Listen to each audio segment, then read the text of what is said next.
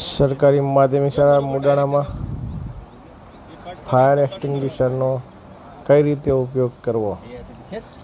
જ્યારે મુસીબત આવે છે ત્યારે કહીને નથી આવતી, તો ફાયર એક્સટિંગ્વિશર આપણી શાળામાં જે લગાવેલા હોય અને વિદ્યાર્થીઓને પણ તોડીને એને વાપરતા આવડવા જોઈએ.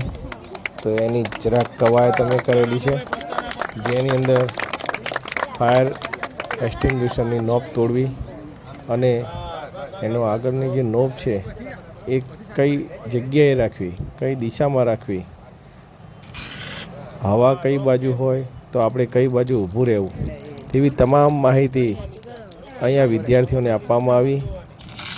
આપણી પાસે જે ફાયર એક્સટિંગ્વિશર હોય છે એમાં કાર્બન ડાયોક્સાઇડ એટલે કે સૂકો બરફ ભરવામાં આવેલો હોય છે, જે વ્હાઇટ પાવડર સ્વરૂપે બહાર નીકળે છે. જે બોટલ હોય છે એની ઉપર ABC ટાઈપ બોટલો આપણી પાસે આવેલી હોય છે, એટલે કે લાકડું હોય, કાગળ હોય તો તે સળગે તો તેને ઓલવવા માટે, પછી કોઈ જ્વલનશીલ પદાર્થ હોય, કેરોસીન, પેટ્રોલ, તે સળગે ત્યારે ઉપયોગમાં આવે.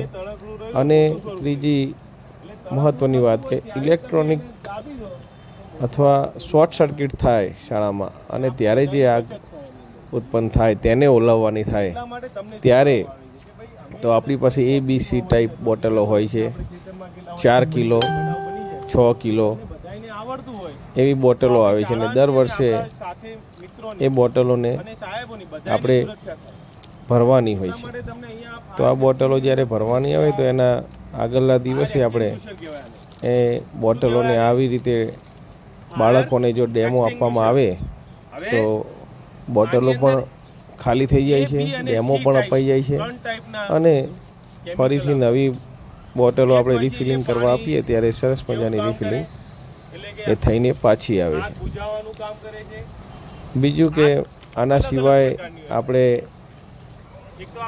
ડોલો પણ રાખી શકીએ છીએ, જેમાં રેતી ભરીને રાખવી, સૂકી રેતી, જેથી ઇલેક્ટ્રોનિક કોઈ વસ્તુથી શોર્ટ સર્કિટ થાય અને ત્યારે બુઝાવવાની આવે તો એ ડોલો જે હોય છે એ ડોલોની અંદરથી એ રેતી ત્યાં તમે નાખી શકો.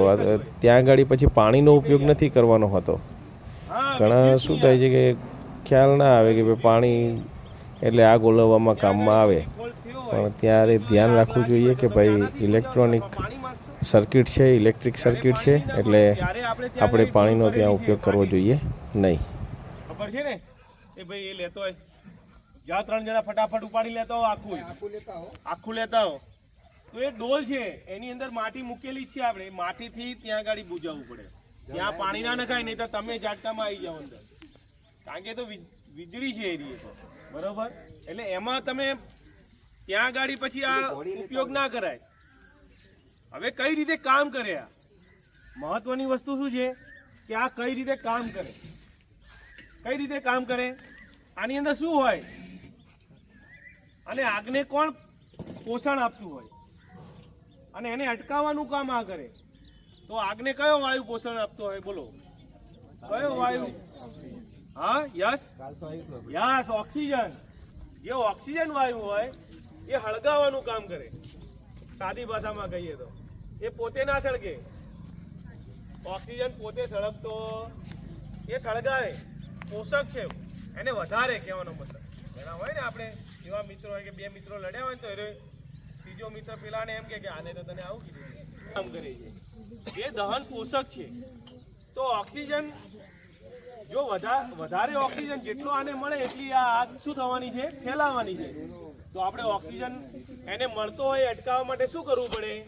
તો અહીંયા આની અંદર તમે બધાએ સાંભળ્યું હશે કે ફાયર એક્સટિંગ્વિશરની અંદર કયો કેમિકલ વાપરવામાં આવે છે? કોઈને ખબર છે? Yes, carbon dioxide. Carbon dioxide એ આની અંદર ભરવામાં આવે છે, જેને આપણે સૂકો બરફ કહીએ છીએ. સાદી ભાષામાં શું કહીએ છીએ? સૂકો બરફ. આની અંદરથી જે બહાર આવશે ને ત્યારે તમે જોશો કે એનો જે અવસ્થા છે કેવી છે, બરોબર છે, ઘન અવસ્થામાં નીકળશે પાવડર ફોર્મની અંદર. આની અંદરથી લિક્વિડ સ્વરૂપે નહીં નીકળે. જે પાણીનો બંબો આવે છે એ લિક્વિડ છે, પાણી છે, પણ આની અંદરથી જ્યારે કેમિકલ કાર્બન ડાયોક્સાઇડ બહાર આવે છે એ ઘન અવસ્થામાં હોય છે.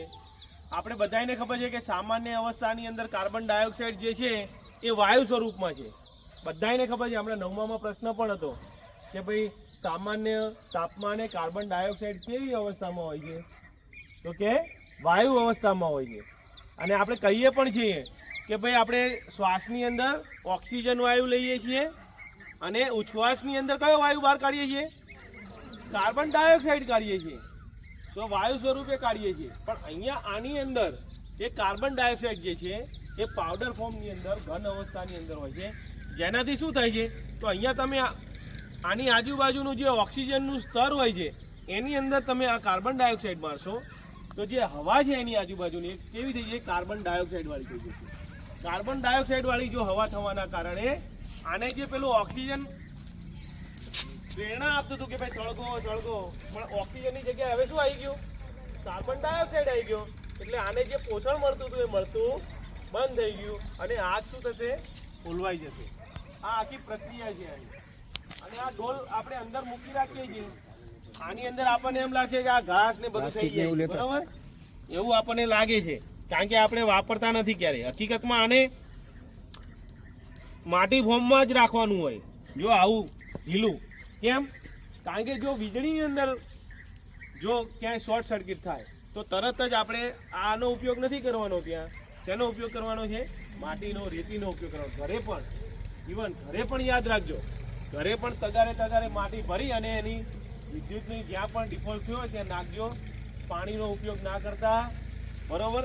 આનો ABC ટાઈપ એક વિદ્યુત માટે પણ બોટલ આવે છે એનો, બરોબર છે? અહીંયા 3 પ્રકારના આવે છે, એમાંથી વિદ્યુત માટે પણ આવે છે, આપણી જોડે એ નથી એ ટાઈપનો, બરોબર છે? બાકી 3 પ્રકારના અહીંયા તમે આની ઉપર વાંચજો ધ્યાનથી તો અહીંયા લખેલું છે A, B અને C. જો 3 વસ્તુ લખેલું છે. આજે ABC એમણી નથી લખેલું, જ્યાં ABC લખેલું છે અને એની ઉપર ચિત્ર પણ દોરેલા હશે કે આ આના માટે છે, આ એ રીતે લખેલા જ છે એની અંદર. અહીંયા વિદ્યુતનો ફોટો છે, અહીંયા જો આગ લાગે તેનાથી છે. Type four use on petrol A B ટાઈપનો, પેટ્રોલને એવું હોય ત્યારે B ટાઈપનો આવે છે ને. અહીંયા લખેલું જ છે, તમે વાંચો તો 4 બોટલ પડ્યા છે, પણ 4 બોટલમાંથી એકય બોટલ આપણે વાંચતા લટકાયેલા છે, તમારા વર્ગની આજુબાજુ જ હોય પાછા, તો પણ આપણે વાંચતા નથી. તો મિત્રો તમે વાંચો. હવે આપણે આનો ઉપયોગ કરતા શીખવાનું છે કે ભાઈ તમને ખબર પડી ગઈ કે આમાં શું છે? ચલો, બોટલમાં શું છે? ઓકે, કાર્બન ડાયોક્સાઇડ શું કામ કરશે? આગને ઓલવશે. કઈ રીતે? આગને ઓલવવાનું કામ કઈ રીતે કરશે? પોષણ મળતું શું થઈ જાય? બંધ થઈ જાય. શરૂઆતમાં સૌથી પહેલા નાના પાયે આગ હોય તો આપણે બીજું કશું નથી જોતા, પણ મોટા પાયે આગ હોય તો સૌથી પહેલા માટી લેવાની. શું લેવાની? માટી. એમની દોડવાનું નહીં ક્યાંય. માટી લઈ અને હવાની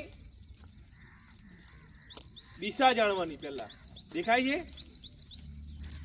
હવાની દિશા. હવે હવાની દિશામાં દોડશો કે હવાની વિરુદ્ધમાં દોડશો? ખબર પડે છે?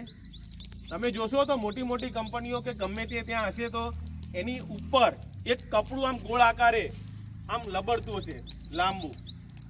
જો તમે કંપનીઓ જો ધ્યાનથી જોશો તો ત્યાં આગળ સેફટી માટે આવડું ભૂંગળા ટાઈપ એક કપડું ઉપર છે, ઉપર લાગેલું હોય છે.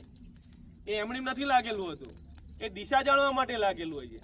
એ કપડું જે દિશામાં ઉડતું હોય એની વિરુદ્ધ દિશામાં કાંઈ થાય તો બધું પડતું મૂકી અને પહેલા શું બચાવવાની?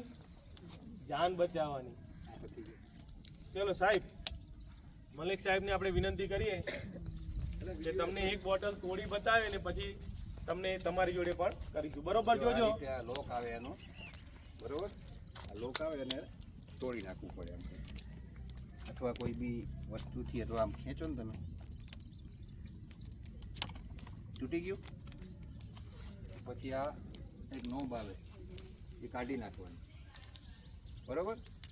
પછી જ્યાં આગ લાગેલી હોય એ બાજુ બરાબર, પવનની બાજુમાં આમ જે બાજુનો પવન એ બાજુ નહીં ઊભો રહેવાનું અને અહીંથી આમ દબાવવાનું. સમજાઈ ગયું? જો આ રીતે આમ નીકળશે. પવનની દિશામાં નહીં ઊભું રહેવાનું, પહેલા જ બદલાય. ઉભા રહો સાહેબ. વન સ્વરૂપ જો પવન હોય ને એ દિશામાં, જો પવન ફર્યો ને, હા પવન ફરે એમ આપણે ફરી જવાનું. નકા આપણા ઉપર આવે.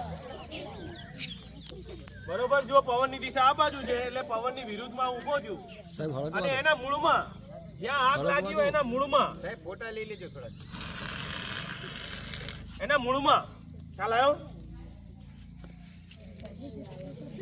તો આ રીતે આપણે અહીંયા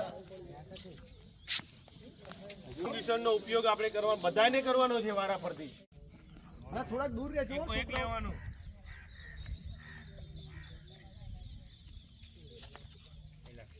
હળગાય ને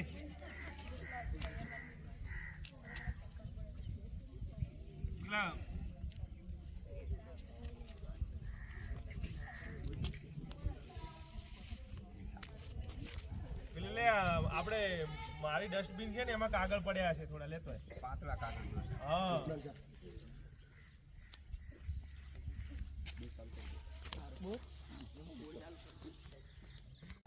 રાઉન્ડ કોને કહેવાય? ખભેથી ખભો મળવો જોઈએ. થોડાક દૂર ઉપાડો. ખભેથી ખભો પાછળ નહીં. જો જે હાઈટમાં ના આગળ આવી